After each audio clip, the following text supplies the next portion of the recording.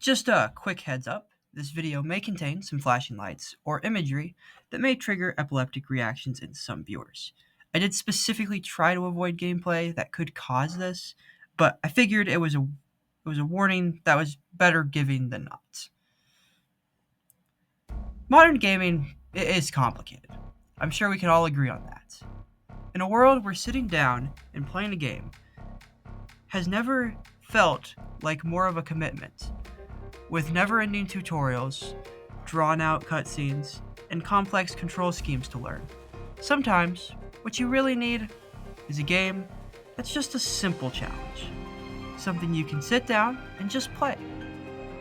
And for me, Rythym Doctor was that game. And despite the fact this game has a very simplistic pixelated art style and is played with just one button, it is one of the best games I've played this year. So, let's jump right into this review, shall we? I lied. First, a quick disclaimer worth noting. Rythym Doctor is still in early access on Steam. So the version I'm reviewing, is not technically the finished version of the game. The version reviewed is version 0.17.0, or, in simpler terms, the version ending at Act 5. Anyway, let's jump right into the review for real this time. As stated previously, Rythym Doctor is a game played with just one button. Now, this might sound simplistic. Get it? Sound? I'm on a roll today. But it becomes more complex through the many different ways that one button is used. The game may have you pressing the 7th beat in time to the music, or keeping time in a metronome-esque fashion, or any other rhythm-based challenge it throws at you. And that variety is the key to why this game works as well as it does. Every single stage in this game is memorable, because nearly every one either introduces a new mechanic, or delivers a new challenge based off something that was previously introduced. It's just an intensely smart game in terms of mechanics, which is the biggest reason it just works so well. Now, the one miscue that is brought about by this variety is that not all of the mechanics are equally fun. There was one particular stage in Act 4 that I just found to be very annoying, which is a shame, but those low moments were few and far between. Now, for something that isn't a low. Presentation!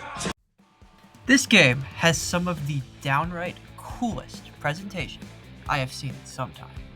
Now, what helps first and foremost is the game's art style, which is just a particularly strong one. While most pixelated styles can end up looking kind of samey, this one really stands out. It just feels unique, I suppose. But this is just the first ingredient in the delicious meal that is this game's visuals.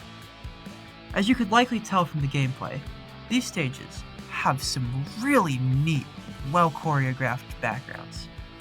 They actually remind me quite a bit of Tetris Effect Connected in that regard. It really is all connected, apparently.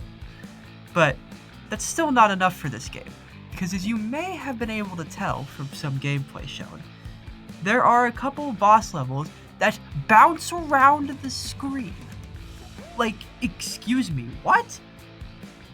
I just enjoyed a delicious 3-course meal of this game's visuals, and now they're just gonna bury me in the chocolate pudding for dessert? I can't breathe, guys. Just stop dumping the pudding on me, please. This is just hardcore flexing, and genuinely one of the most wonderful experiences I have had in gaming. So kudos to you, whoever came up with this idea.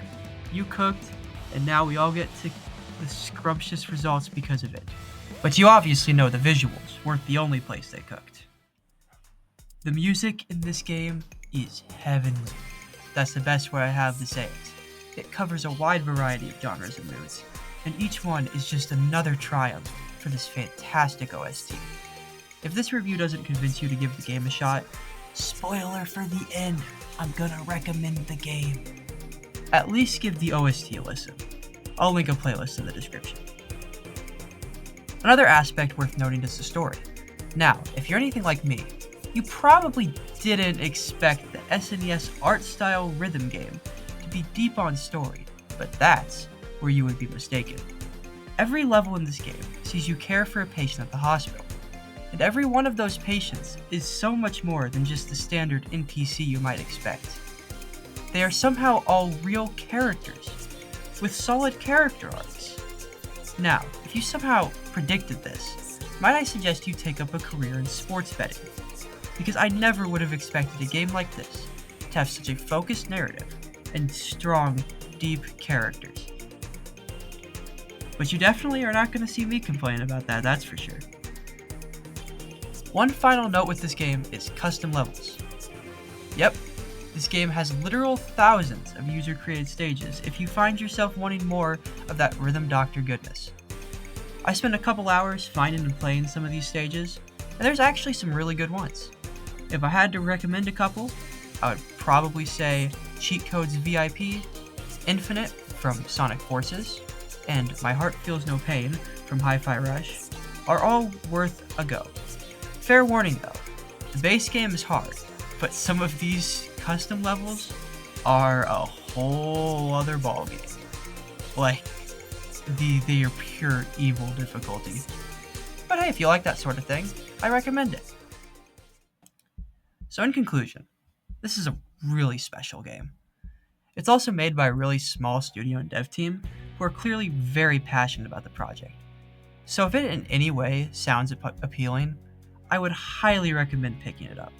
It's currently just $16 on Steam, which is a bargain for how quality this title is. And this was honestly one of the biggest surprises for me when it comes to games that I played this year. And it honestly ended up being one of the highlights. I was gonna give it an 8.5, but honestly, I can no longer do that in good conscience. So I guess I'll have to give it a 9 out of 10 instead. Anyway, thanks for watching, and have a good day. I'm gonna go eat some goldfish now.